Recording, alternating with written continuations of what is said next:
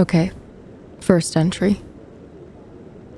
The company wants everyone on the team to keep a journal, and I might as well use this corporate laptop with a satellite uplink for something other than my actual work.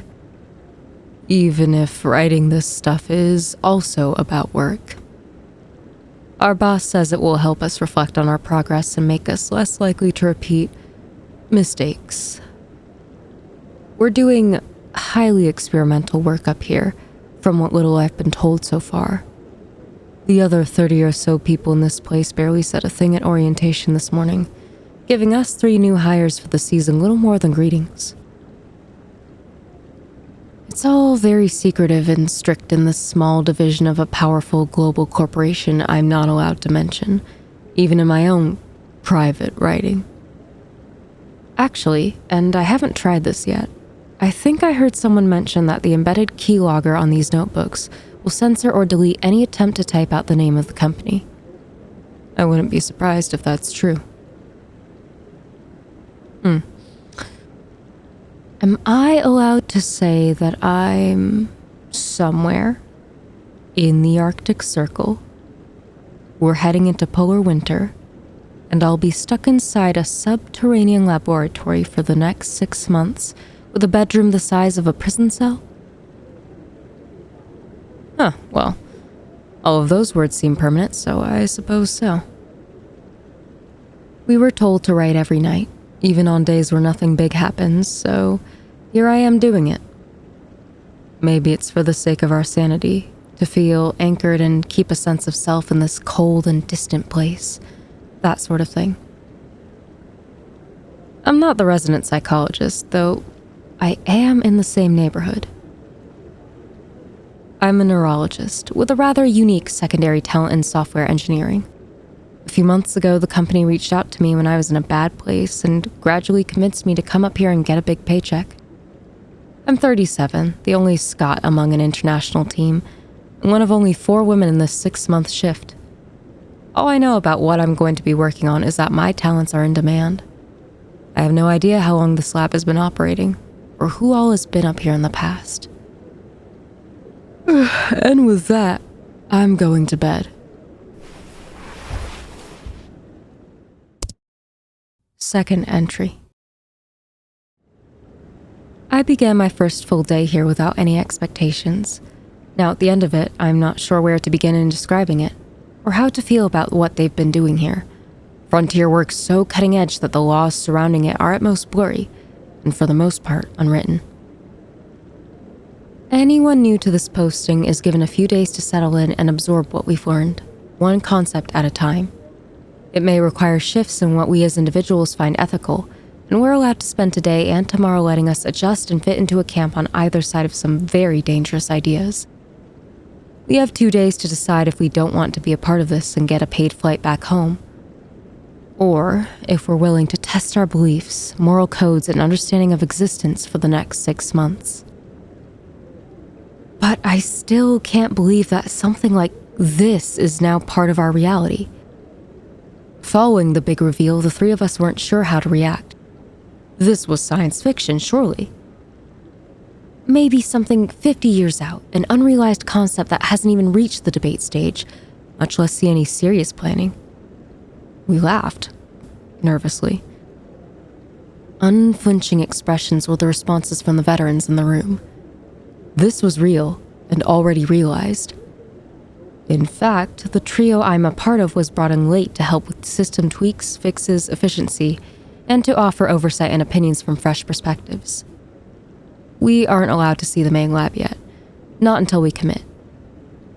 But without proof, they assured us that this is all true science. And I think, by the end of the day, and given their apparent serious reverence for the work, we believe them. The people here who have been at this for over 10 years have really done it. They've managed to digitize a human mind and give it a virtual world in which to live and bend to their will, while also allowing it to interact with the physical realm. The current test subjects were all volunteers, they wanted to quickly emphasize, formerly with bodies racked by terminal illness. Furthermore, the process isn't as total or inorganic as we might think after so many years of fiction made around the subject matter. And it isn't so much destructive as it is an improvement to flawed and decay-prone natural flesh. Well, they didn't go into great detail and couldn't answer most of our questions. They did tell us that the only acceptable goal since the beginning was to find a way to achieve direct continuation of consciousness. Let's be clear, they collectively explained, paraphrasing. The brain is not destroyed. It is not uploaded, torn apart piece by piece, reassembled, or even scanned, invasively or otherwise. At no point does activity cease. There is no need to revive it. Our patients do not die and are not reborn. They are not copies with their originals discarded. We only would have considered this project a success if each of our volunteers was either awake or asleep from the time they arrived here to the point in which they first saw our virtual landscape. We want to achieve immortality, not go to an afterlife or be in darkness while our duplicates live potentially forever.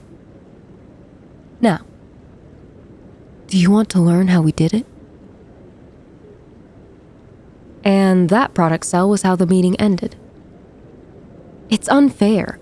We got a taste of what they claim to have accomplished, but if we go home, we'll likely never know for certain. And if the tech is real, I can see only the world's elites getting access, at least for the rest of my lifetime. Even if I break the NDA I've already signed, who would believe me? There's not even really a choice. I doubt anyone has declined the invite to the showroom floor. I find these scientific revelations terrifying and a tangled mess of ethics. No wonder we get all day tomorrow free, leaving us to stew over what we've learned. Sleeping pills are provided to help with the jet lag and seasonal extremes. I'll be taking 2 tonight. Third entry. Breakfast and lunch were quiet. The veterans don't talk work in the oddly humid cafeteria, so there was nothing for us newcomers to pick up.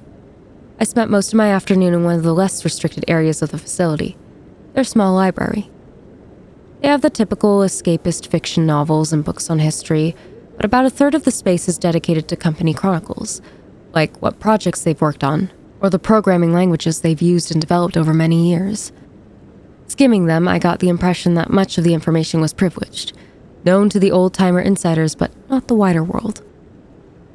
Nothing too secretive, but enough to offer another taste test. And all on unhackable paper pages. Though doubtless it's also digitized offline somewhere, in some encrypted vault. The corporation has a murky history, with large chunks of it lost as they've always operated in the shadows while also selling products, and later software, to the masses. Whatever they did before the digital age, their lineage goes back to at least the 17th century, with a line of work that was seen as valuable and bespoke to world governments, but repeatedly, eventually, drew ire that led to dissolution and the need to flee to other nations and begin again. It's wild how deep the roots go, what names they've operated under, the breadth and variety of their industries.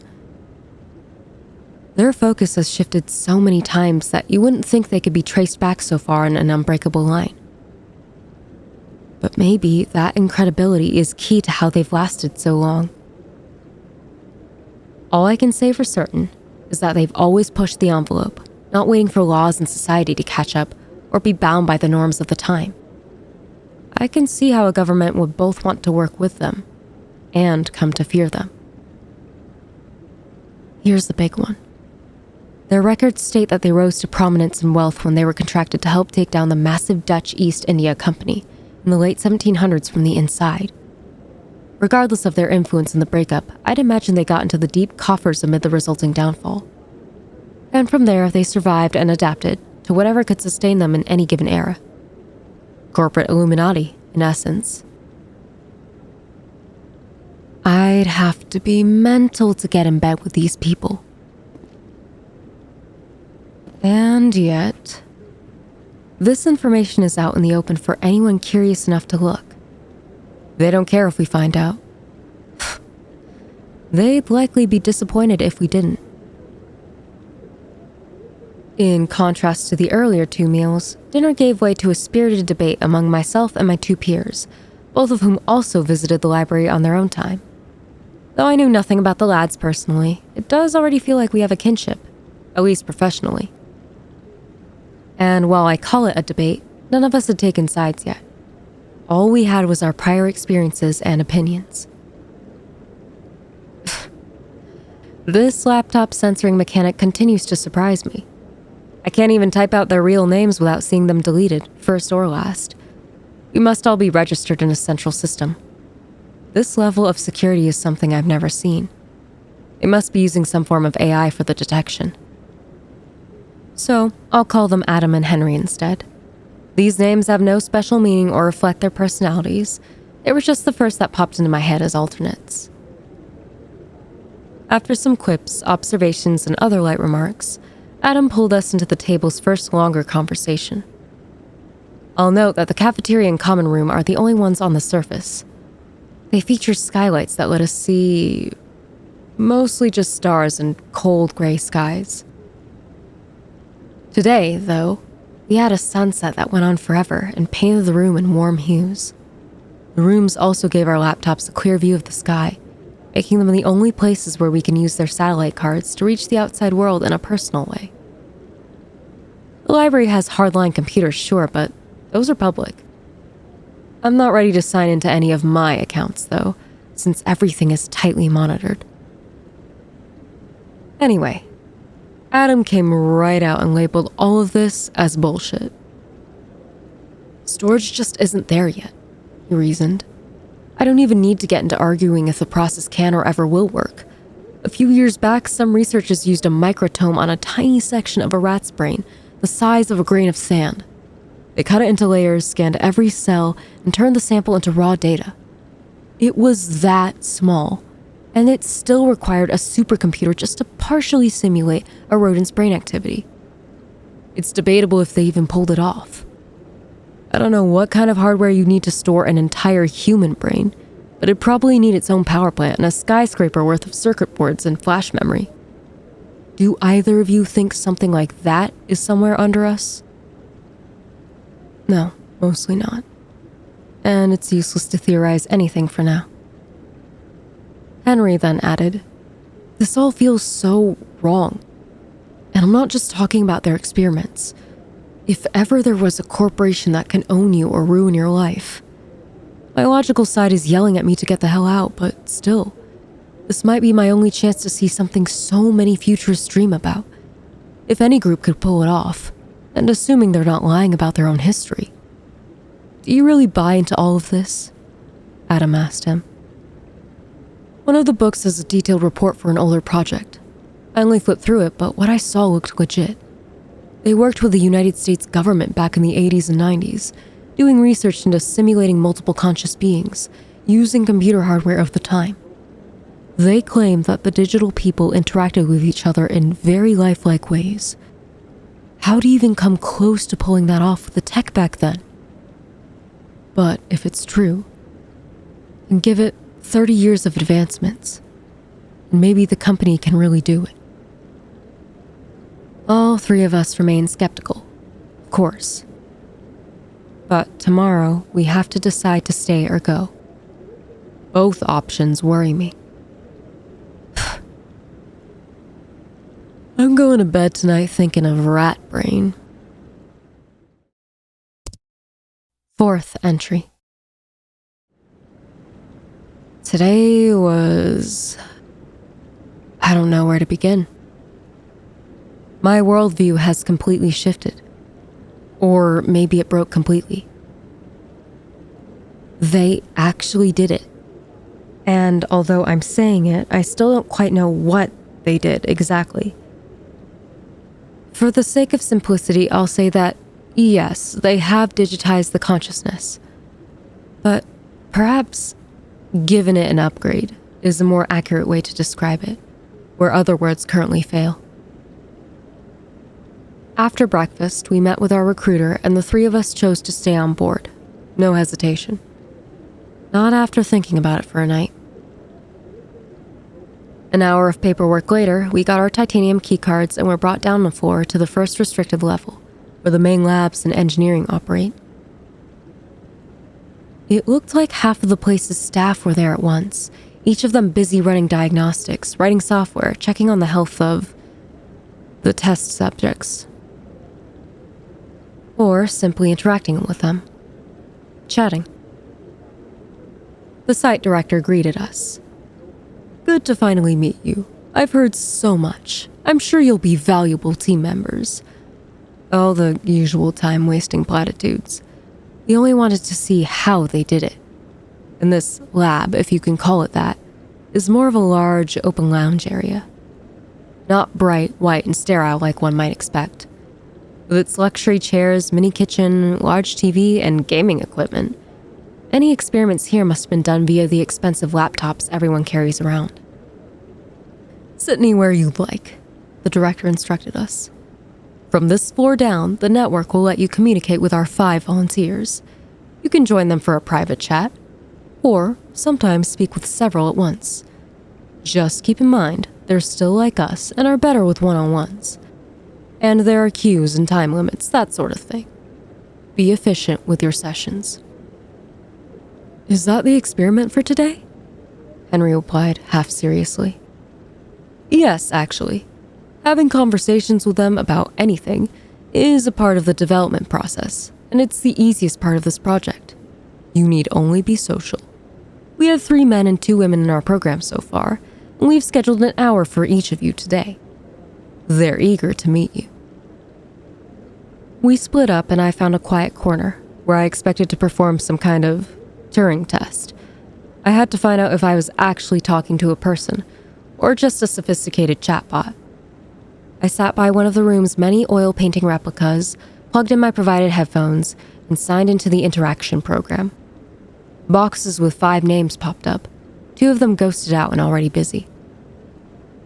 Their names also get censored, so I'll call the first digitized human I ever talked to Lucy. It's very basic and familiar. A box for text chatting filled the screen. It was just me and her, and she was the first to speak. The text would often appear faster than most people can type.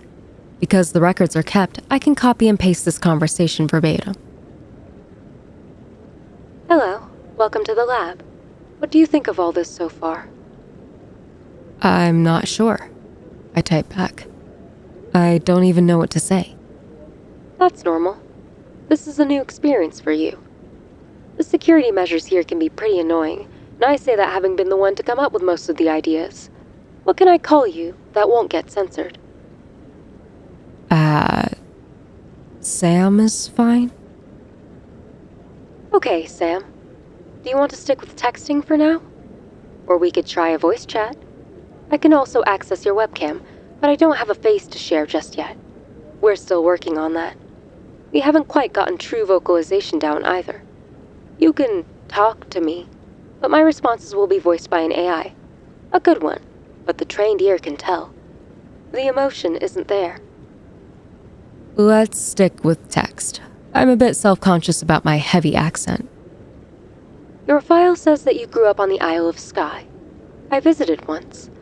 A lovely place. I still call Minnesota home, but I've been all over the world. I loved traveling, until my terminal illness progressed to the point where I couldn't." "I'm sorry that happened to you." "It's okay. It was either dying or signing up for this project. And I have full internet access in here. Every streaming service. They treat us well." "This is so strange. What are you, a brain in a jar? Or did they actually digitize and store you somehow without having to kill you first?" "Our director will show and explain everything. Like the others, you'll be taken to the vault, where we exist in the physical sense. I'd like to get to know you better first. Think of us as partners, perhaps even friends in time. We are not dissimilar. Living this way is not some form of ascension or reaching nirvana. Memories are more clear and easier to access, but otherwise, I'm a lot like you." Unbelievable. was how I responded after a few seconds of thought. Indeed. The wider world isn't ready for us. Even so, the genie is out and the research will continue. What's it feel like? And how big is your virtual world? The 5 of us share, and can shape, an area of about 100 square miles. That doesn't sound like much, but it's highly detailed and realistic. Yes, we can fly, yet it's otherwise not fantastical. We have cities and neighborhoods, forests and hills. Right now, I'm in my seaside mansion, talking to you on a recreation of my first desktop computer. Or I could use my phone. Or telepathy. Everything is just a means to translate a function into something familiar. What kind of hardware is needed to run your world? A supercomputer, and a server array the size of a studio apartment. It's under your feet, kept cool by the outdoor air we pull in. But to be honest, I talk tech way too much and prefer to simply meet new people. I had gotten that impression, so I shoved my burning curiosity deep down and tried to be patient for answers. The rest of my hour with Lucy flew by, and soon I barely thought about the fact that I was chatting with someone who had lost her body. She was down to earth, a good neighbor sort of person. We talked about our childhoods and interests, books and movies. Other than being naturally savvy with computer engineering, she had a typical college education and was no great genius of the world whose mind needed to be preserved. Circumstance had merely brought her here to be a part of history. The director was soon gathering us for the rest of the tour, and we said goodbye to our new lab partners.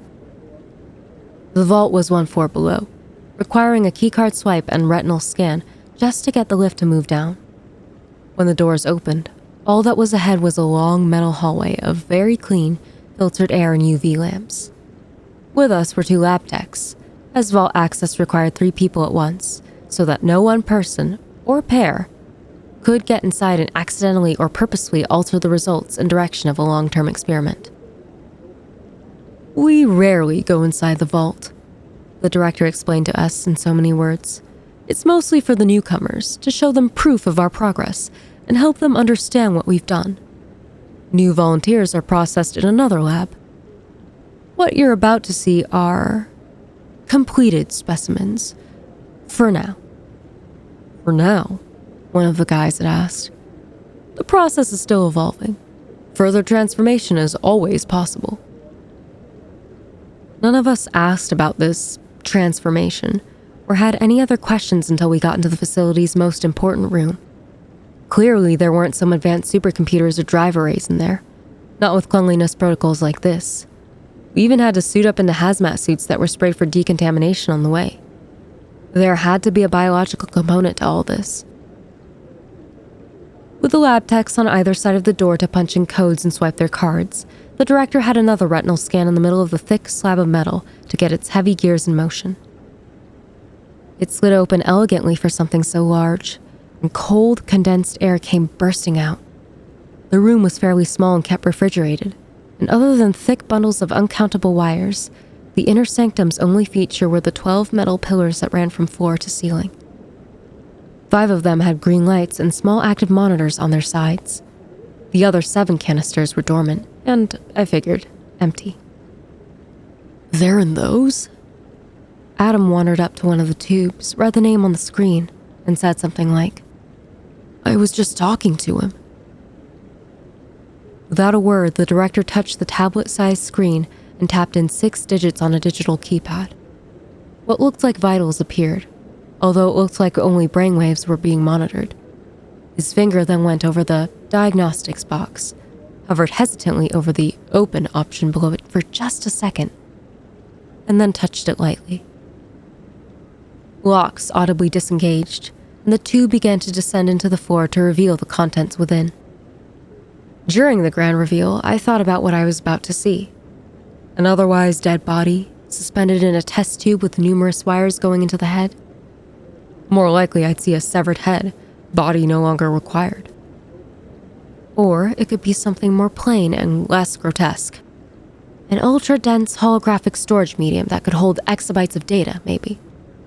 That's what I thought at first as the top of the interior contents were revealed. Bespoke gadgetry, computer hardware, More blinking lights.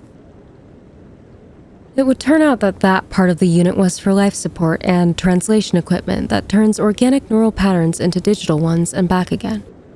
Necessary because the exposed human brain suspended inside a hermetically sealed glass sphere below it couldn't communicate without it.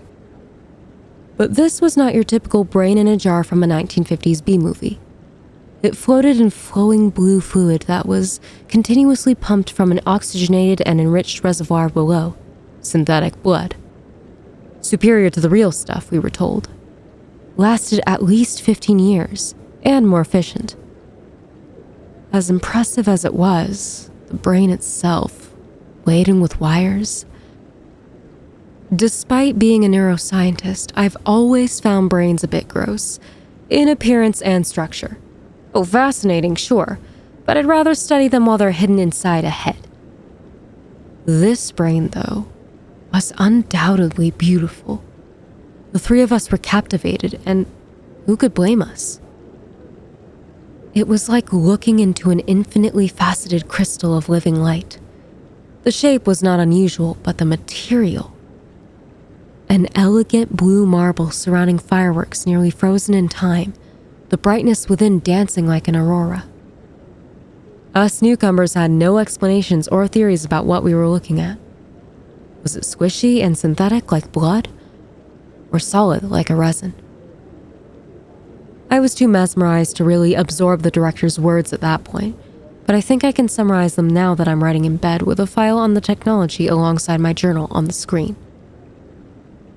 Essentially, and if I'm getting this right, a brain is transplanted into the sphere, and the wires are carefully inserted to bring the person to the virtual world. The wires are fibrous and nanoscale. Thousands of microscopic roots at the end of each wire spread throughout the gray matter and fuse with neural pathways. Like the blood, bringing the matrix into the real world was impressive enough, but only a part of the system this company has managed to create. Slowly, over a period of months, nanites in the blood fuse with the brain matter and cause it to undergo a chemical metamorphosis, turning it into a dense but flexible porous polymer, with trillions of pockets that act like electron traps, very similar to how solid-state drives hold data. Meanwhile, billions of translucent pathways gradually replace the natural neural links. And the brain still have neuroplasticity, the director said, concluding what seemed to be rehearsed sale pitch style remarks, so that they can continue learning and evolve beliefs and opinions. The material is very stable and durable, far more resilient than what nature provides, and it can repair itself. Why do they glow like that? I wondered. The pathways use light to communicate, like fiber optics, but they're too small to see individual strands. So the brain itself is synthetic, Adam summarized. Well, most of it, said the person inside the glass through a speaker on the hardware. The cerebral cortex, where the conscious self is believed to reside, is organic from about an inch deep. Better protected, but still soft. Henry replied with a subdued scoff. Not true immortality, then. Perhaps not, but the research continues.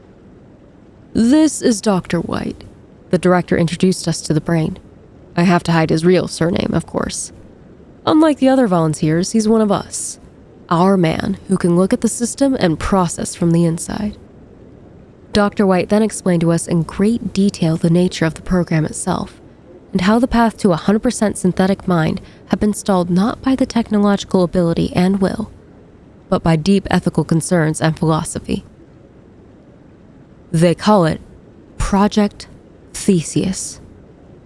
The namesake, for those unfamiliar, is in reference to what's mostly a thought experiment, an ancient one, and a central look at self-identity that is just as provocative today as it was centuries ago. If you replace the parts of a ship over time, at which point is it no longer the same ship? It may retain its shape, but when none of the wooden planks or rivets are from when the ship first touched water, does anything of its past remain?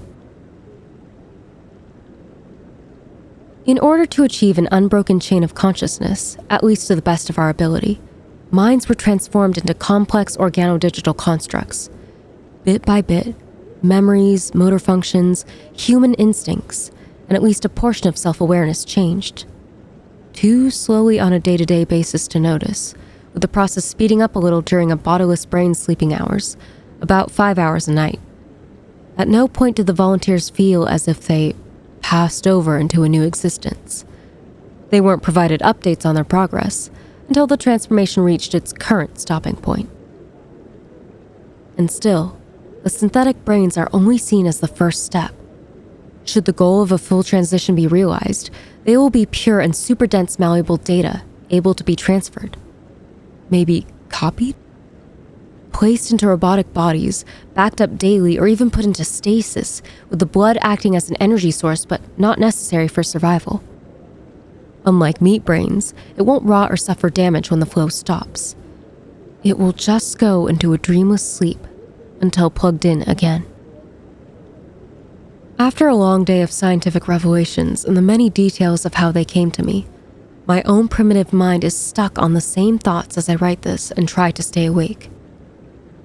Have we really found a way to cheat death and cheat the system along the way? Digital immortality is an old concept now, but to pull it off without killing the original, I don't know. I'm not fully convinced that nature can be conquered like that. Are the volunteers still themselves, or do they just think they are? Is the soul, if it exists, compatible with a synthetic existence? As the vessel that holds us shrinks and the polymer walls close in, I wonder if the soul runs out of places to run and hide from a medium that it cannot truly exist within. Or, if it can, does it too transform into something different, new, and unknown? I understand quite well why Project Progress has hit a near standstill, and they're looking to optimize the systems that are already in place. And in our off hours, we're supposed to study the philosophy books here. It seems like we're all trying to tie ourselves in knots to justify a moral quandary. Like we'll dig up an answer if we go deep enough. And something in those centuries worth of ideas and studies will fit together like puzzle pieces. But I know ambition. The walls that these scientists have put up to keep themselves from advancing their project are going to crumble before they can come to any conclusions about the nature of the soul or being or whatever else. I'm committed to this place for the next 6 months regardless, so I'll do what little I can to delay the inevitable. I just hope I'm long gone from here and not around to see all of this blow up in their faces. Maybe their goals are in the realm of what awaits humanity, but it doesn't take their level of education to realize that we aren't ready for it. 93rd entry. Splendid. Top-of-the-line corporate laptops, and they're still liable to crash and corrupt data. Something went wrong with the internal security software update that got pushed to everyone. By the time it was caught and pulled, 6 employees, myself included, lost dozens of documents that were encrypted by the program that was working just fine without some so-called vulnerability patch. I only managed to recover my first 4 entries because I had originally written them in Word and had copies. I never should have trusted the company's journal app, even though they implored us to use it. Then again, I guess it's actually the entire software suite the company developed for its employees that got messed up. Rumor is, corporate rushed out a flawed patch in advance of some upcoming event for security reasons. What I know for sure is that management is angry. 3 days of productivity have been lost trying to fix the affected hardware, and that's before any dead files are taken into account. The volunteers' virtual world is unaffected, but the servers and network systems we use need full restores. We only have internet access through the slower satellite connection, so the above-ground cafeteria has been constantly packed. Most of the lab work has been moved up there, too. I just hope I didn't lose anything too valuable. Really, though, my journal entries had mostly developed into rambling anyway. I can't wait to get home. Halfway there. The higher-ups in this place are so self-congratulatory over what they've pulled off so far, that they no longer seem bothered about progress coming to a standstill. All we do is study philosophy and work on the code. We make it more efficient, more secure, and better simulate the brain's senses. But not much more. I don't see where things go from here. I keep being told that my work is important and I'm good at what I do, but those minds in the vault aren't getting any closer to immortality. Maybe the higher-ups are actually afraid of advancing the project any further. Word is that we're supposed to get a newcomer tomorrow. One person. A new volunteer at last? Getting a chance to see the process from start to finish would really help with the monotony around here. Getting a chance to see the process from start to finish would really help with the monotony around here. 95th entry. I don't enjoy typing on my phone for long stretches, but today's worthy of live updates for my non-existent audience. I have a feeling I won't be able to wait and recall everything for a laptop session tonight.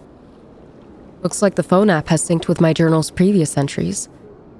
The ones that survived, at least. An hour ago, everyone was summoned to line up at the hangar doors at the base of the cliff the lab is built into. We'd done it a few times, rolling out the red carpet for a corporate big shot that hops over, looks at things, and then leaves. This is something else. The president of the company walked in. As I expected, I can't type his name, but he's one of the world's more recognizable elites. Rich beyond our dreams. Yet even for him, a surgery that would rid his need of a walking cane was out of reach. A mere limp was easily correctable.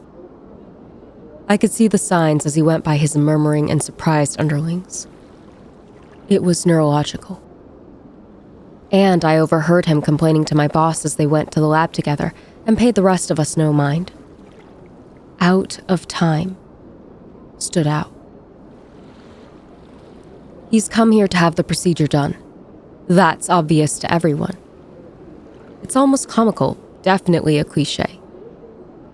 The old, wealthy man seeking immortality.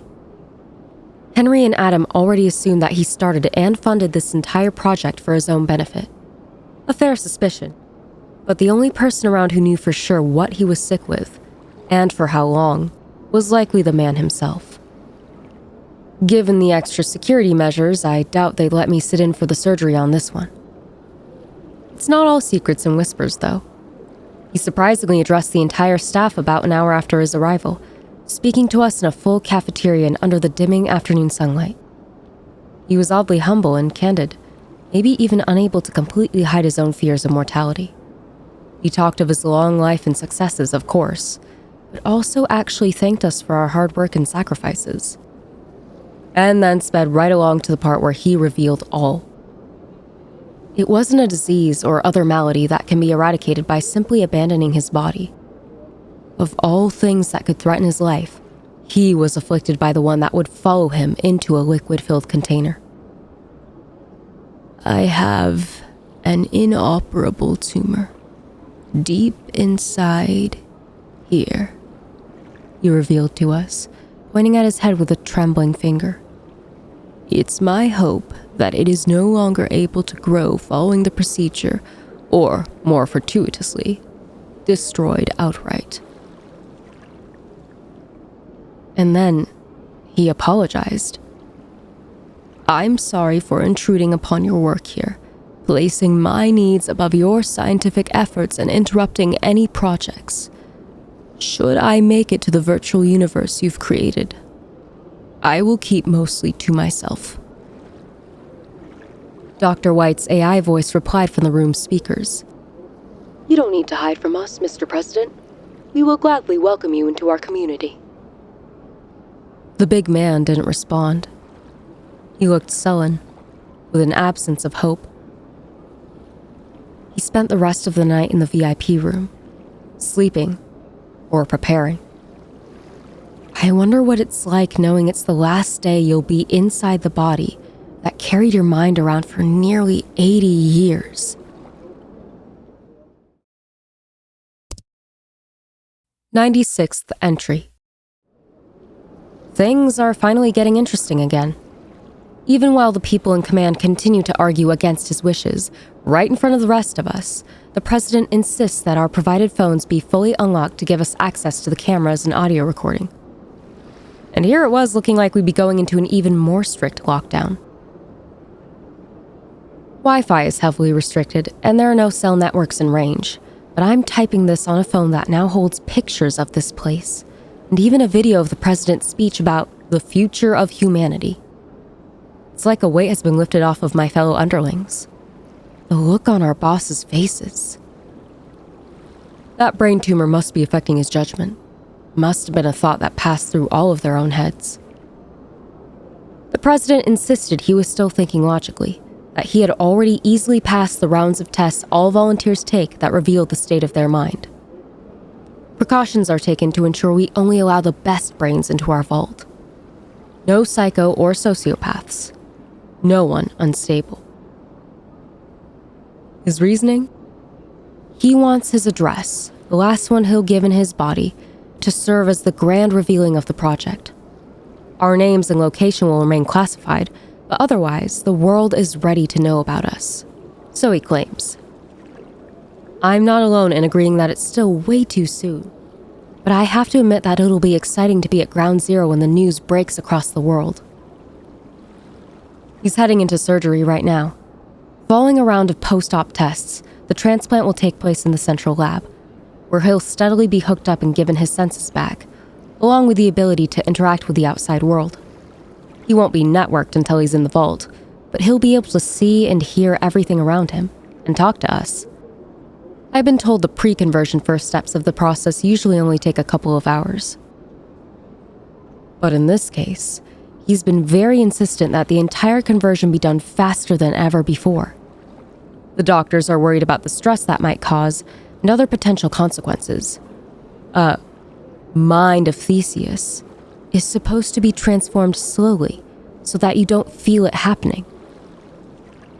I share in their concern, but the president keeps emphasizing how little time he has left. The tumor could result in brain damage or death at any point. It's impressive that his sickness had managed to stay hidden for so long. The polymer material heats up as it coalesces into a spongy semi-solid, so it's been estimated that the absolute fastest a total conversion, or what's considered one as of now, could take is about 4 hours, to keep temps low enough to prevent any heat-related damage. Treat today like a proof of concept, the president argued. Give our future clients a choice. Some will want to go the express route and become synthetic within a single night. The brass wants everyone at their stations and at their best, and I'll have a front row seat, monitoring the adaptive software translation layer as an AI algorithm tunes it to his unique synaptic patterns. I can't believe that he, of all people, will be the first to undergo a rapid transition, something none of the prior volunteers went for even when they were offered extra money for their families. Yet the big boss doesn't consider himself a lab rat. He has full confidence in us and the work he bankrolled.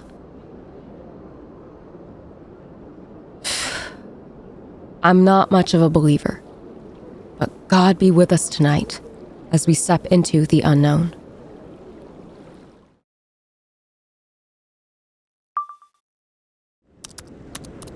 Sam stares at the camera for a moment as she leans it up against something on a sterile laboratory table.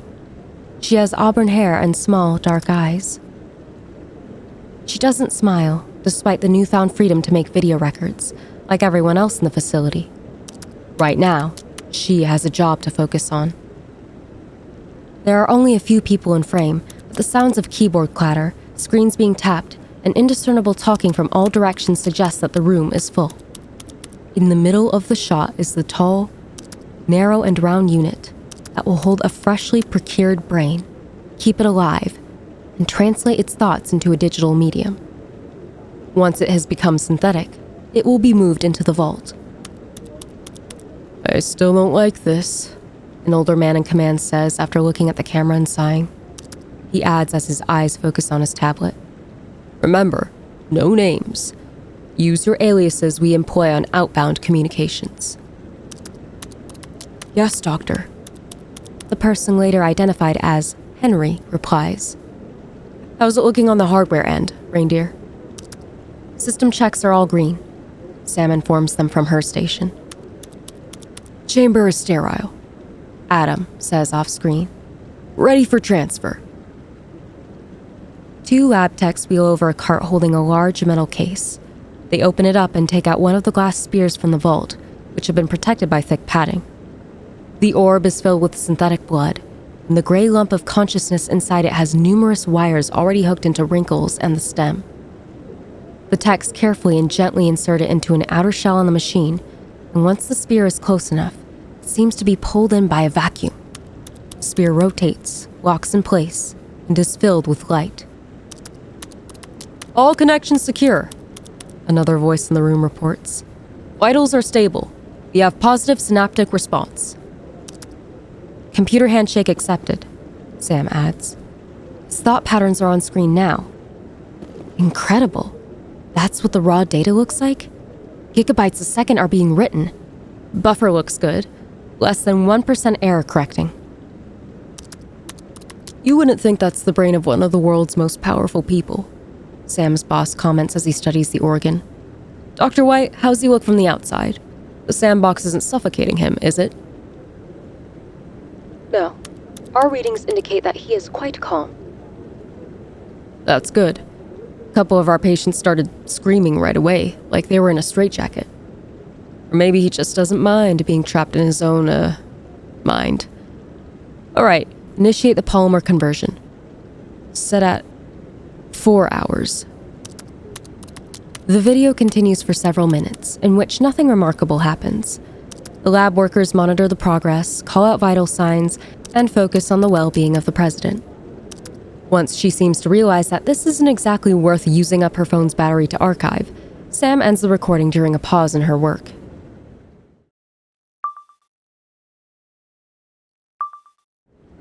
A second clip opens up on a close-up of the brain, now composed of the glassy polymer, its internal neural lighting bright and active.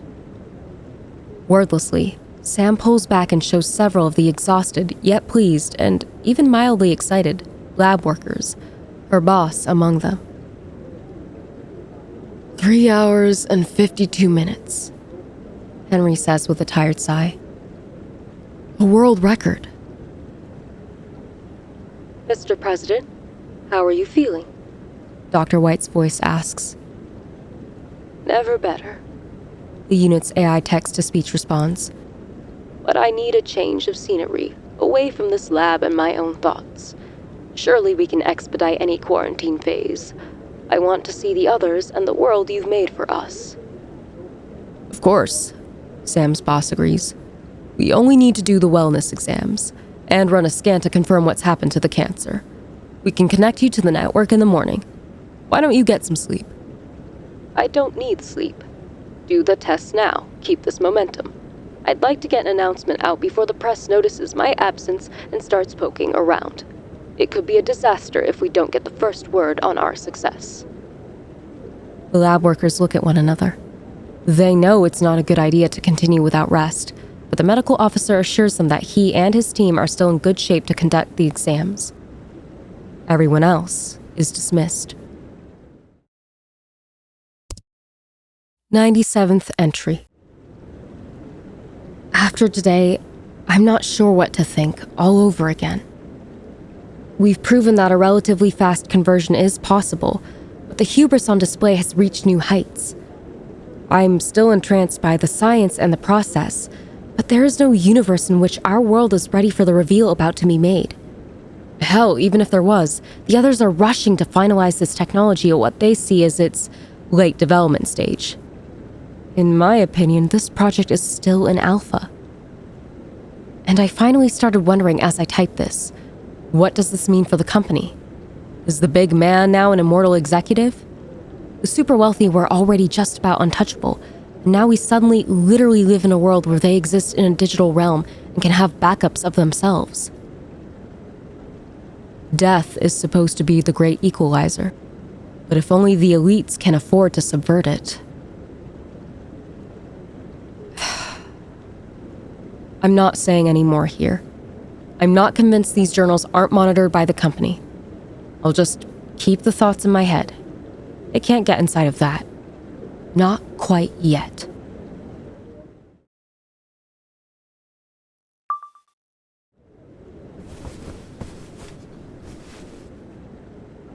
Everyone, thank you for attending first thing this morning, her boss tells the staff. I realize you're missing breakfast, but the president is, well, he's concerned and insistent that we, The president's AI voice interjects. Tests revealed that my cancer remains. The tumor is too deep and is beneath the polymer layers. It could still very well kill me any day. No, likely worse than that. It could kill only the part of my brain that is still organic. Leave me in some ungodly state between life and death. This voice synthesizer cannot emphasize how much I do not want you to wait and see what unimaginable horror may await me. Mr. President, we will do everything we can. There is only one thing that can be done, and everyone here knows it. But we are still years from even forming a proper theory of what it might mean. The process may not even work at all. We aren't sure if tissue that deep inside can even be properly. Why am I wasting time listening to this? I should have asked for the opinion of our resident neurosurgeon, who is already personally familiar with the procedure. Dr. White, is there any legitimate, high-risk concern in undergoing a full conversion?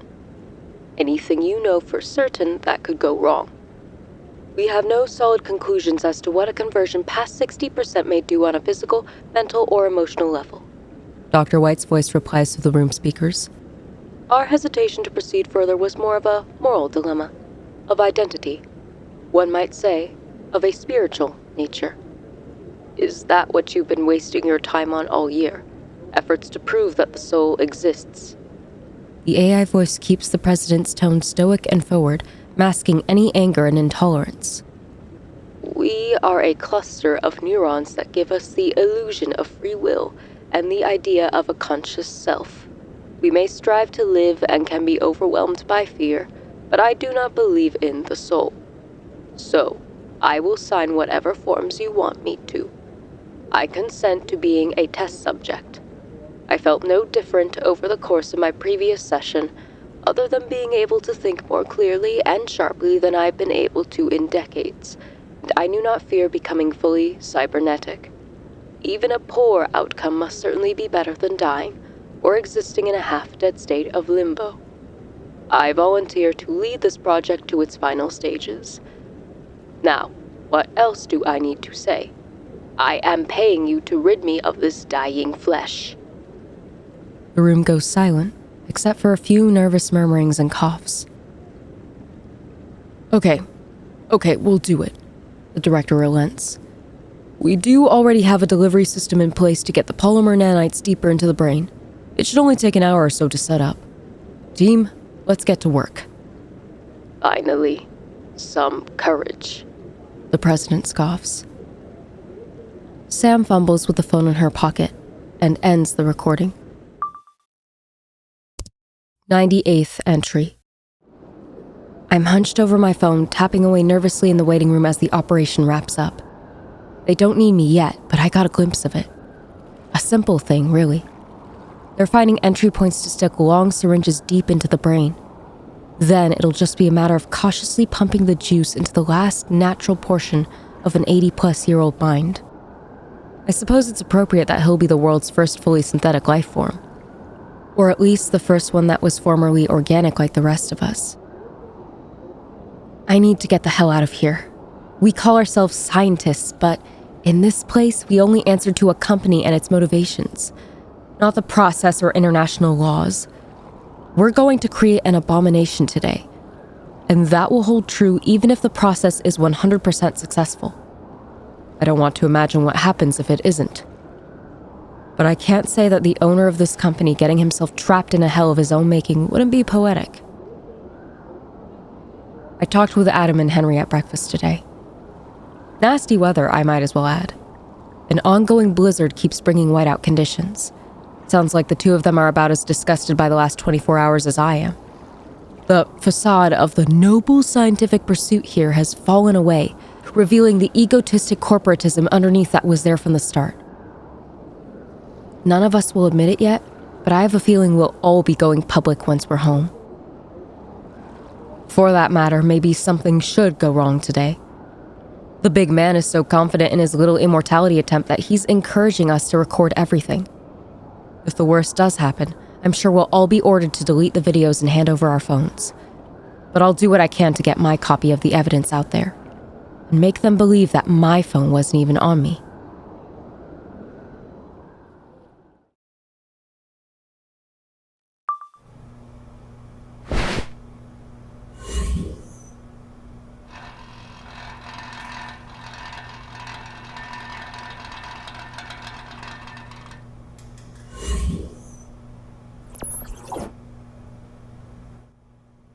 We have a stable link, Dr. White reports.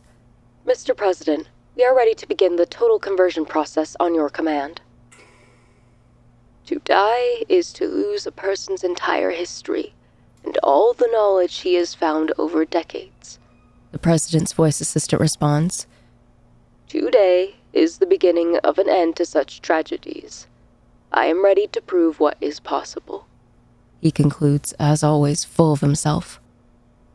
Very well, the director says, reluctant still in his voice. Team, monitor everything you see on your screens. If anything at all looks concerning, hit the button on your desks to pause the process. Just like every other time we've done this.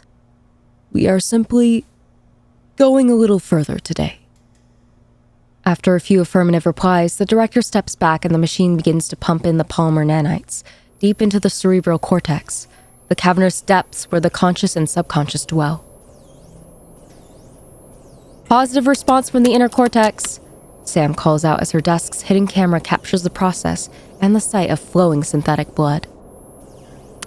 We already have confirmed polymerism just above the corpus callosum, forming a secondary layer. Total conversion has ticked up to 61% and rising steadily. Another voice in the room adds, 62, 63. Synthetic synapses are beginning to light up. Flow control, double-check your settings. Why is it so fast? The director nervously wonders. Slow it down before the temperature spikes. Director, something isn't right. Brain activity is far higher than it should be. I'm seeing growth in the existing converted pathways. They seem to be extending into the inner cortex. Is there self-replication? No, that shouldn't be possible.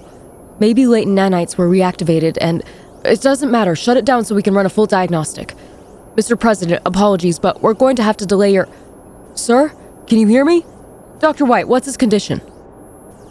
He is in distress, Dr. White's voice replies. Director, the system isn't responding. The conversion won't stop. White, shut down the pumps! The director orders, now in a panic. I already have, Director. He affirms. The conversion rate was only minimally reduced.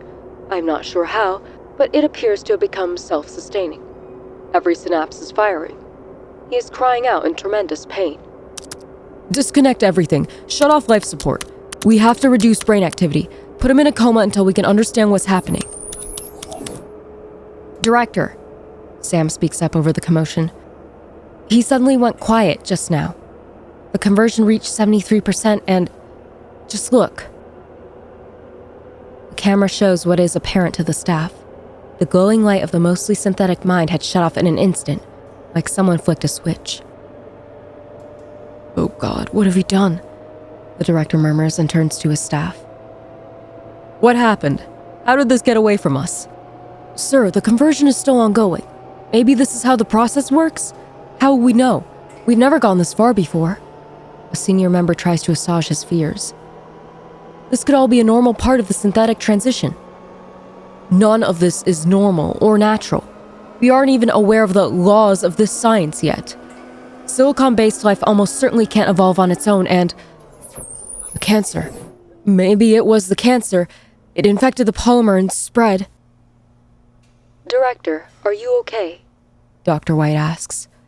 Maybe now isn't the best time to get this off your chest. Either way, it's too late to terminate the process even if we could. The President's best chance is to allow it to complete. Once nothing organic remains, perhaps we can simply start him back up as one would a computer. It should be only another minute or so. I suppose so. Team, get ready to extract him as soon as it's over. Director, I'm seeing some very unusual readings. The brain appears to... Within the span of 2 seconds, we see something inexplicable. Perhaps it could even be called a miracle, though not one we can understand. The speakers crackle and distort into noise as the video is saturated by camera artifacts and bands of color. The brain suddenly returns to life, so much so that its synaptic lights become blinding, as if a new star has just ignited. The room fills with illumination and gasps. A strange, high-pitched electrical whining becomes the new ambience, while on the lower end, a deep and crushed rumbling sound shakes the walls. It's coming from the speakers, but it's as if they've been blown out, and the noise is powerful enough to also rattle the phone. With the brightness comes heat, and what artificial blood we can see in the spots where the camera sensor isn't overloaded starts to bubble. The glass containing the president's mind begins to crack. The lab worker who is closest to the brain seems to suffer delirium and bleeds from her nose before falling to the floor and convulsing. The low, booming noise continues all the while, its pitch and depth changing gradually. Indiscernible whispers sound like television static. The director, whose nerves are already frayed, has seen enough. He orders his team to evacuate the room, adding that it will be sealed as a facility-wide alarm is triggered. Staff scramble to their feet and run, but some don't make it. Like they're being targeted, several fall one after another from an invisible attack, and they don't get back up from the floor. Sam manages to get under her desk in the chaos and retrieves her phone. Before the video ends, the glass around the brain shatters and the fluid pours across the floor. For only about 1 second, we see the brain itself suspended in the air. And while it could be said that the wiring and the tubes are keeping it aloft, if one looks closely, it doesn't appear to move at all. It isn't dangling or swaying in the slightest.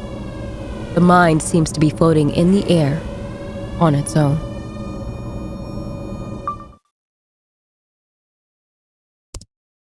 "99th entry. Things have gone to shit. The entire facility has become something out of a nightmare. I need to get my journal and video files out of here, but I have no way of doing that unless I can get to my laptop, sync my files to it, and then fire them off to a satellite from the surface. Assuming I can even still do that. My phone is in airplane mode, disconnected. Somehow, the thing in this place must be filling the air with wireless signals. I've heard other survivors whispering that anyone who connects a device to one of the literally hundreds of networks or Bluetooth options almost instantly discovers that they're holding a brick. The signals change constantly, their names gibberish. Random letters and numbers. None are password protected. Henry scrolled through them for several minutes, looking for the few facility networks that should be there, but gave up before he reached the end. If there is one. How is that thing doing all this?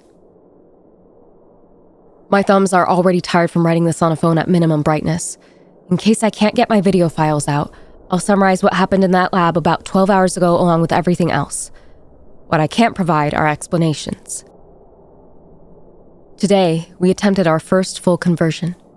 The subject was the company president, who had undergone a successful 60% procedure yesterday. But as it didn't remove or even reach the cancer in his inner cerebral cortex, he offered to become the first person to undergo a full synthetic transformation. Okay, demanded is more accurate. Shortly after the second half of the process began, we lost control for reasons that will likely never be understood, as the lab and our databases are now inaccessible. We can't get into our servers at all, and if the records still exist, we can assume that they've been deleted or encrypted. The president, or whatever he's become, has taken over the facility. He remotely seized every system. The security cameras watched over us until the power went out. Now we only have emergency lights that are slowly dimming, and no heat. It's freezing down here. Any electronically locked door is sealed shut. Our one chance at escape is via the emergency exit and stairs to the surface. And while I've heard that some people have tried, I'm doubtful anyone has made it yet. What with the cameras and now the entity patrolling the halls. When that brain went dark, we thought all life had left it. But the instant that nothing organic remained, it blindingly reignited and affected everyone in the lab. I felt it too as I escaped. Migraines, hysteria, even temporary blindness or deafness. Some of us had seizures. If you couldn't get away and it was targeting you, you'd survive maybe 30 seconds before succumbing to a brain hemorrhage. Whatever sort of being that thing is, it's incredibly lethal, attacks on sight, and shows no mercy. Adam thought it was acting in self-defense and doing everything to ensure its own survival, but I'm not convinced. It's in a state of perpetual full synaptic activity, as a digitized human mind. It must be highly intelligent, perhaps more than we are by magnitudes. Why would it revert to some primal, animalistic state? No, it has to be either malevolent or sees us as annoying insects that need to be removed. Henry was more morbidly curious about what happened to the president. He has an unscientific idea to explain the mind screaming just before its light went out. That maybe his consciousness, or soul if they do exist, was being crushed out of existence, or converted by a material that may be able to play nice with such concepts in hybrid form, but not as a total replacement. To put it in classic Freudian terms, the id can be optimized, yet the ego is still reliant on that which is natural to survive. I see where he's coming from, but how could it be proven? Not that any of us may survive long enough to find out. I haven't seen Henry for several hours. He hasn't come back after going out to look for food. We had debated on his ideas for a while in the dark, using the Notepad app on our phones. The entity's strongest sense seems to be its ability to hear us, maybe by directly detecting sound waves vibrating the air, so the ones who lived long enough to realize this have been keeping quiet. Adam, meanwhile, is hopefully recovering in this room's bottom bunk. He looked right at the entity for 2 or 3 seconds earlier, and that was enough to cause a seizure. It's just been me and my thoughts since Henry left. Every so often I still hear a scream from elsewhere in the facility. That cuts off abruptly. I wonder, despite his memories still being in there, is that being even the president anymore? Or did it become something else? Something new? Maybe we've produced a kind of Boltzmann brain, birthed the consciousness out of nothingness that used an existing mind as a stable foundation. Or an empty shell to fill. Without a body, it wouldn't have an immune system and should die from an infection, but of course, it's now synthetic, immune to rot and decay. Even so, what could be powering it? Where is it getting fuel? I need to have my own look at it before I can think of any possible weaknesses, but I've only seen its approaching glow in the halls. And the thing can kill with a glance. There's only one thing I've discovered so far myself. In my video of the incident, there were sounds coming from the lab speakers. They were in the low frequencies and distorted, but it had structure. Almost like the batteries were dying on a talking kid's toy or tape deck.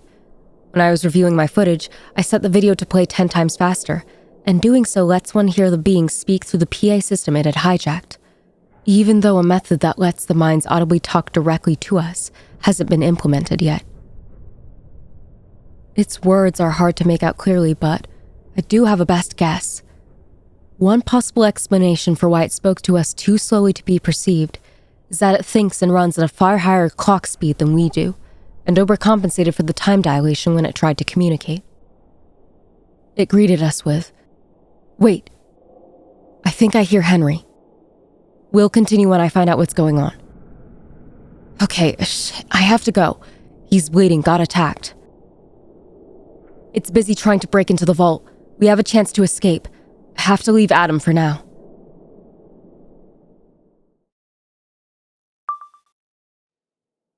"You sure you're okay?" Sam asks him. He wipes away some blood, replying, "Yeah, glancing blow from the telekinetic attack, or whatever it does." "Jesus, are you filming this?" "Someone has to. If not for some accountability, then to just help make sure this kind of experiment is never attempted again." "I mean, I don't disagree, but still." "Did you get your laptop? I need to transfer my phone files to something with a SAT card." "It was still in the lab, but wouldn't power on. I think it was destroyed when everything happened. Most of the hardware in there is fried. Listen, we have to go. Just take your phone and share everything when we're back on the mainland. The president's helicopter should still be here and fueled." "We might not make it that far. What if we only have one chance to show everyone what happened here? Damn it, fine. But we need to get moving. No idea how long it'll take that horror to break into the brain vault. And who knows if it's breaking into the security or forcing the door open with its limbs. How's he doing? He hasn't woken up. Then we'll try to come back for him. The two leave the room for the dark utilitarian hallways that run throughout the facility. Before they turn any corner, Sam uses her phone camera to peek around it and look for any source of light other than the backup lamps. After several minutes of quietly sneaking around, she whispers as they walk. "What do you mean? It's limbs." I'm not sure what to call them, but it has appendages. I saw it from behind, very briefly, when it was moving towards the vault. It's disgusting. Writhing things like a cluster of vines, only made out of sinew, muscle. Is it growing them? Or... I think I know why I haven't seen many bodies. Fucking hell. It's after biomass. Yeah, has to be. And now it wants to destroy the competition. Maybe. She doesn't get a chance to finish a possible thought, as the next time the camera looks around a corner, it catches the wavering glow of an eerie sapphire light filling a nearby junction. It's growing, getting closer. Shit. Go, go, go, go, go. Henry pleads. They take off at a full sprint towards the stairwell entrance at the end of the hallway, making enough sound to alert the creature behind them. The noise it makes is bizarre, subtle yet terrifyingly alien. Something akin to a gasping industrial machine, a mechanical groan with the potential of power. After scrambling up the stairs, they both hesitate at the door to the second sublevel, where the lab and offices are located. They could continue upward for their best shot at escaping, but what if this really is the only chance at getting the story out? Maybe we should split up. I get my laptop while you see about the helicopter? Sam suggests. No, I'm sticking with you. And I wouldn't want to be tempted to leave you here, he adds, half-jokingly. It's fine. We'll get it and get out. The power is out on this floor as well, and as it is the origin of the incident, it is a mess. There is broken glass, destroyed furniture, and streaks of blood, but no bodies. Terror still lingers in the air amid an unsettling quiet, and the lounge where Sam first spoke to a synthetic mind is nearly unrecognizable. The metal lab door that once secured the room where the entity awoke is on the floor and bent out of shape, a feat that should require an industrial machine. It's in the lounge somewhere, Sam remarks. Guess I'll have to find it in this darkness. That thing did a number on this place. What do you remember from when this started? As she starts digging around through shattered desks, Sam replies, Not much. The memories are fuzzy, but I do remember being scared as hell. I was recording, and my camera just captured the brain breaking out before I ran. Being near it for too long definitely induces psychosis and terror, Henry says, and they both notice damaged non-lethal rifles on the floor. I didn't even know we had a containment team until I saw them running right at that thing. I bet all 4 of them never stood a chance, or thought they'd ever see action. We had a response team? Was something like this expected to happen? Well, normally they were just security guards, forgettable faces in the background while we worked. Damn, the guns have all been destroyed. I have a feeling that life form is beyond our weaponry regardless. Probably. What do you think it is? I mean, I know it's a myth, but maybe it could be like, what happens if we use 100% of our brain? At least in some metaphorical way?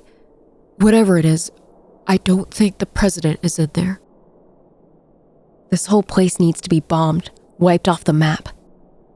Agreed. Is this one yours? Sam turns to see him holding a laptop, which looks just like all the others.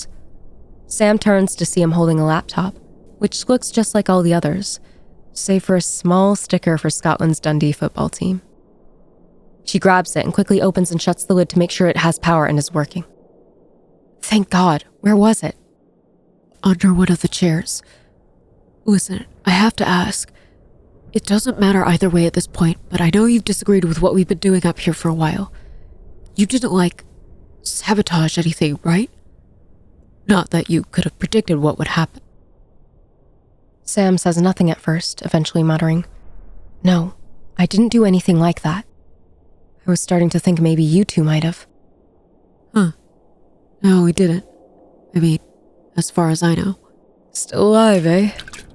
Another voice in the darkness suddenly speaks up. The camera pans over to the disheveled director, leaning against the doorway to his office as he holds a flask. I hadn't heard any screams for a couple hours. I didn't think you made it, Henry replies. The two of them approach and give us a glimpse of the director's office, which he has turned into a mess, perhaps during a drunken rage earlier in the day.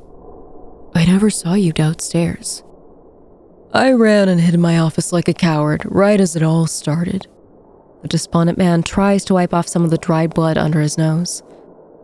Damn thing made my head feel like it was exploding as it went by, but it ignored me. Do you know what went wrong? Sam asks him. The director looks at the camera. You're filming this? Blow it wide open then. I don't care anymore. Assuming you survive, and no, I couldn't tell you what the failure point was, other than the old bastard coming up here and ruining everything. Nature can't arrange and purify uranium to make a nuclear reactor, and look what our fumbling did with one in the past. This is no different. We stumbled into a rule of the universe we didn't know existed while trying to cheat death. Maybe we deserve it. I'm only sorry for you and everyone else were involved. Drinking and waiting around to freeze to death, or be absorbed by that thing isn't much of a plan, Henry says angrily. Come with us. We're making a run for the corporate helicopter. Do either of you actually know how to fly? The director scoffs. I used to ride in them all the time during my first job. I'll figure it out. Henry tries to assure him, but sounds distracted by something. You're free to try. Here, you won't get far without this. The director goes to his desk, opens a drawer, pulls out a key, and tosses it sloppily. Sam catches it and he takes another swig. The old man gave it to me for safekeeping, acting like he was afraid someone might steal it. To escape. What's wrong? Sam asks Henry, and the camera turns to show him looking at and scrolling through a list of Wi-Fi networks on his phone. I keep getting notifications of new networks to join, and there are more popping up by the second. Then it could be getting closer. We need to get moving again. Director, please come with us. You can help break the story and know things we don't. Well, between wasting away up here or facing the full wrath of the company legal team, I guess I still have a few minutes to change my mind. He goes over to his coat rack in the corner to grab some outerwear. At least I'll be in someplace warmer. Do me a favor on the flight back, and a thin, slimy, and prehensile tendril demonstrates its strength before he can say another word, crashing through an unnoticed air vent in the ceiling. It wraps around his neck. It's unclear if it also impales him, and drags him up into the air ducts within seconds. Sam and Henry, shocked by the sudden attack, look up in time to see the director's kicking legs being pulled into the ceiling. The glow of the entity isn't visible, suggesting that it has a long reach. Closer inspection of the video reveals that the appendage was wrapped in wires and network cables, the color of which is commonly found in server arrays. The two let out some panicked curses, then turn and run.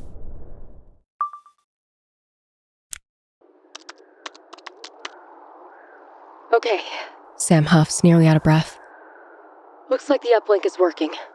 Uploading and streaming right now. Are you still monitoring the networks? Henry, behind her on his phone, answers. I don't see any, but we can't be sure it's still broadcasting. It might be trying to sneak up on us. Probably better off keeping an eye on the elevator and stairwell doors instead. Counting on you. This will just take a minute. Henry leaves the frame, and Sam takes a moment to find the words. We managed to get away from it, for now. I think everyone else is gone.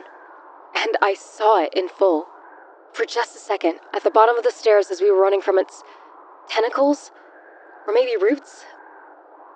Looks like it also got into the endless wiring here, combining it with its, I guess, muscles to use as some sort of support structure. Inside of it is a single, huge spherical brain, floating, levitating. It's too big to have integrated only the minds in the vault. The virtual world servers are still running somehow, Henry adds off screen. It could be tapping into those also. It's a superintelligence, maybe the singularity, concentrated in one place. Goddamn monstrosity, this thing. Right, we're making our run for the helicopter. Looks like all my files just finished transferring. I put our coordinates in the last journal entry. Someone bombed the hell out of this lab. Run! A third voice suddenly shouts. It's here! Sam looks over, shows some surprise, and swivels the laptop so its camera faces the stairwell. Somehow, Adam has recovered and made it to the surface on his own, though his left leg is dragging along and he's in rough shape. Without questioning the survival story, Henry helps him along and the trio leave frame to finally evacuate the facility. Just 4 seconds later, the floor cracks apart and opens up in unnatural ways, like someone peeling the top of a tin can. Having no need for stairs, the Theseus project's finest specimen rises from the floor below. A forest of stringy, fleshy tendrils and wiring is its throne, and they continue upward to form a briar patch-like protective cage around the central brain that commands them, yet nothing touches the brilliant sapphire-wrinkled orb itself. It must use a form of magnetism, or even telekinesis, to propel itself and control its countless limbs. The mind is blindingly bright, and the webcam adjusts to compensate, darkening the rest of the sunlit room. So radiant is its heat that the moisture in the area turns to steam and forms visible vortices around the entity, swirling in random directions. This intelligence, of course, surpasses our own. We cannot comprehend its goals, other than its first instinct to gather and bolster itself. Its way and efficiency of thinking is unknowable, and its thoughts may even exist in some higher dimension. Whatever it has become, it seems not yet able to entirely contain all of its melded personalities. There are telepathic whispers, which the camera is able to pick up. It is possible that it can create organized vibrations in the air strong enough to reproduce voices, some of which beg for help. Others are confused, while a few sound like they revel in their newfound flesh departing ascendancy. One remark comes in clearly, and is similar to Dr. White's speech patterns, stating that he feels unwell. Tentatively, further video enhancements may reveal faint and brief faces in the steam, forming away from the entity as if trying to escape its pull. Not all viewers report these sightings, and this may be an example of pareidolia. Also inexplicable is the mandala-shaped blue halo lingering behind the being's squirming mass, its patterns too intricate and numerous to be properly preserved with the camera's low quality. Perhaps it is a threat display, or an unintended distortion in space. Similarly, the floor, walls, and visible edge of the table appear to tessellate, as if they are losing resolution within reality itself. We can pause the video and give ourselves all the time in the world for study, but in real time, this full view of the entity lasts only moments. Soon after its arrival in the cafeteria, it moves fluidly towards the laptop, and the camera rapidly degrades in a peculiar fashion. The picture breaks up into symmetrical fragments, like glass if it evenly shattered in every direction.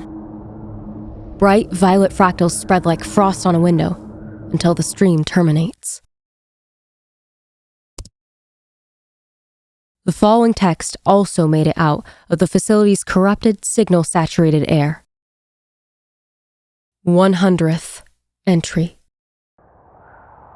It doesn't look like the word censoring is working anymore, what with so many systems down. Feels like I can finally breathe again in this oppressive hellhole, at the very end of things. Even so, I don't want to put our names out, for our own continued protection. Regardless if we made it home. We can't wait here, so... Adam, if you don't catch up to us by the time the rotors are spinning, I'm sorry. To whatever government feels compelled to do so, destroy this place. Our coordinates are... I also just realized that I forgot to get down in text the words that the entity spoke upon awakening, only audible when played at a higher speed. The endless cycle continues. Since this all began, we haven't learned the being's motivations, or anything about it at all, really. If it wasn't the president or a sporadic remnant of his memory that said this cryptic threat, I'm wondering if we birthed something inevitable, a horror that sleeps within the universe's undercurrent, waiting to be given life by the hubris of a lower intelligence. Do not wait for its intentions to become clear. Enslavement, destruction, or losing ourselves to a black hole of consciousness, all are terrifying. Wipe this place off the map before it's too late. Good luck. This story may have some legitimacy, and our department's detection software has rated the journal entries and video files authentic with a high level of confidence. We have also determined the corporation that could have funded a project like this, whose president has not been seen in public or released any statements for nearly 3 weeks at the time of this report. They are not being cooperative with our investigation. No recent bombings or missile strikes of any magnitude have been detected anywhere near the Arctic Circle. We have been in contact with 8 of our ally countries so far in tracking down this facility. Its threat level has been upgraded to our highest priority after we verified further information. To explain the apparent corruption or obfuscation of the coordinates in the last journal entry, we believe it is likely that this intelligence intercepted the file's upload to satellite and altered the text within milliseconds. This would, in turn, make it possible that the entity was actively monitoring everything that was delivered to us as it was being created. If this is the case, it may confirm a working theory that it wants us to be aware of its existence and the events leading to its creation, but not its location, as if to ridicule or provoke us. Out of an abundance of caution, these files should only be viewed within a sandbox environment and on a device with no network card. Advanced malware that we lack the means to detect or remove may be attached. Should any part of this report or the incident leak onto the wider internet, all effort should be made to contain and scrub its presence. If even our agency cannot do this, assume that another party is maintaining its public existence.